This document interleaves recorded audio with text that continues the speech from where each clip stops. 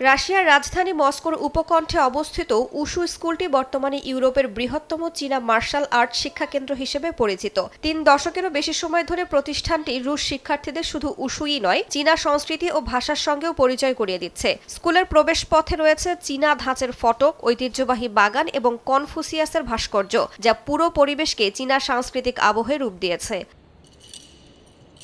প্রতি সপ্তাহে শত শত শিশু ও তরুণ ক্রীড়াবিদ এখানে প্রশিক্ষণ নেয় চীনা মার্শাল আর্টের ঐতিহ্যে অনুপ্রাণিত কোচদের তত্ত্বাবধানে। স্কুল কর্তৃপক্ষ বলছে, অনেক শিক্ষার্থী জ্যাকি চ্যান ও জেট লির চলচ্চিত্র দেখে উশুর প্রতি আগ্রহী হয়ে ওঠে। স্কুল পরিচালক ও এলিট উশু অ্যাথলেট দারিয়া তারাসোভাও সেই অনুপ্রেরণার উদাহরণ। তিনি জানান, ২০০০ সালে জ্যাকি চ্যানকে স্কুলে দেখার পরই উশুকে জীবনের লক্ষ্য হিসেবে বেছে নেন তিনি। পরে তিনি 2 বারের বিশ্ব চ্যাম্পিয়ন, 2008 অলিম্পিক চ্যাম্পিয়ন এবং 19 বার ইউরোপিয়ান উশু চ্যাম্পিয়ন হন।